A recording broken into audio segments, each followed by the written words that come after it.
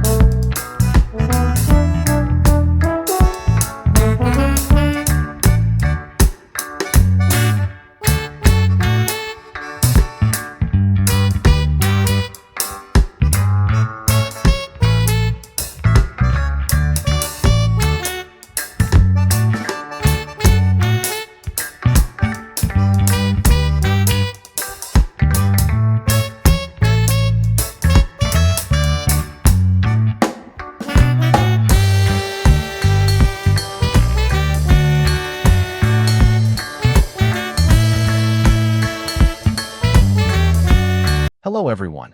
Today I will tell you a story. The story is titled, When the Cat is Home Alone. Please like and subscribe to my channel if you appreciate me. You can skip this if you don't like this video. Thank you very much. The story begins as follows. It was a bright and sunny morning when Max, the mischievous tabby cat, found himself alone in the house. His owners, Sarah and Tom, had gone out for the day, leaving Max in charge of the house. Max stretched lazily on the couch, his eyes half closed. Peace and quiet, he thought, just the way I like it. But as soon as the front door clicked shut behind them, Max's sleepy demeanor turned into an excited grin. It was time for his real plans to begin. The house was his playground now. He leapt off the couch and ran toward the kitchen, where a mountain of food sat on the counter. He sniffed the air dramatically, as if deciding what to do first. There was tuna, some leftover chicken, and a bowl of dry food that had been placed inconveniently near the cupboard. Max's whiskers twitched. Tuna first, he declared in his mind, as he tried to open the cupboard with his paw. Of course, the cupboard was closed. Max tried pushing it with his head. Nothing. He pawed at the door. Still nothing. He thought, I'll just have to be more creative. He backed up, ran a few steps, and launched himself at the cupboard door. With a great crash, the door swung open, sending a few cans tumbling to the floor. Max was victorious. He carefully selected the tuna and began to drag it across the floor with his teeth. But just as he was about to reach his prize, a loud sound came from the hallway. Max froze. A box was on the floor. A new box. Sarah must have left it there in the rush. Oh, this is even better than tuna, Max thought. He abandoned the can and made a beeline for the box. The box was bigger than him, and it seemed to have a magical power over his entire existence. Max pounced onto the box, knocking it over and immediately climbing inside. He poked his head out from the flap, eyes wide. This is my new throne. With the box claiming his attention, Max completely forgot about the tuna. It wasn't long before he started batting at everything in sight. A ball of string was the first victim. Max whacked it with his paw, sending it spiraling under the coffee table. Max gave chase, diving under the table and getting stuck for a moment. But he emerged with his prize in his mouth. Victory. Next, he spotted the dreaded vacuum cleaner, sitting quietly in the corner. Max had long feared the vacuum cleaner, but he had an idea. It was his turn to conquer it. He took a few cautious steps toward it, his tail swishing in determination. The vacuum cleaner didn't seem so terrifying now that Sarah and Tom weren't around. Max stood on his hind legs, stretched his paw out to touch it, and then he heard it, the click of the vacuum switch. Suddenly, it roared to life. Max leapt into the air, startled, and flew backward, landing in a pile of socks. He stared at the vacuum with wide eyes, then turned to look at the pile of socks around him. Forget this, he thought. I'll just nap in the box instead. As the day wore on, Max enjoyed his freedom to the fullest. He had claimed every possible surface as his own, knocked over some plants, which he expertly blamed on the vacuum cleaner, and even managed to knock over a glass of water from the table.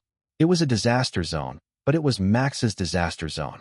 Just as Max was contemplating his next move, perhaps a nap in Sarah's shoes or an ambush on the curtain tiebacks, the sound of keys in the front door jolted him from his thoughts. Sarah and Tom were home. Max hurriedly jumped out of the box, his fur a little disheveled, and casually sauntered to the door as if nothing had happened. Oh no, Sarah groaned, looking around the house. Max, what did you do? Tom laughed. Looks like someone had a little fun today. Max, completely unbothered, rubbed against their legs as if to say, what's the big deal? I'm just a cat. This is what I do. He sat down proudly in the middle of the living room, where the destruction was at its peak. His tail flicked back and forth, and he gave a soft meow of contentment. Max, you're lucky you're so cute, Sarah said, shaking her head. Max blinked slowly, his version of a cat smile. He had successfully turned a peaceful day into chaos, and he was proud of it. The house is mine when they leave, Max thought. And when they come back, I get to look innocent. It's the perfect plan. And so, Max spent the rest of the evening on his favorite spot, the couch, curled up in a ball, pretending to be the picture of innocence. After all, tomorrow, he'd do it all over again.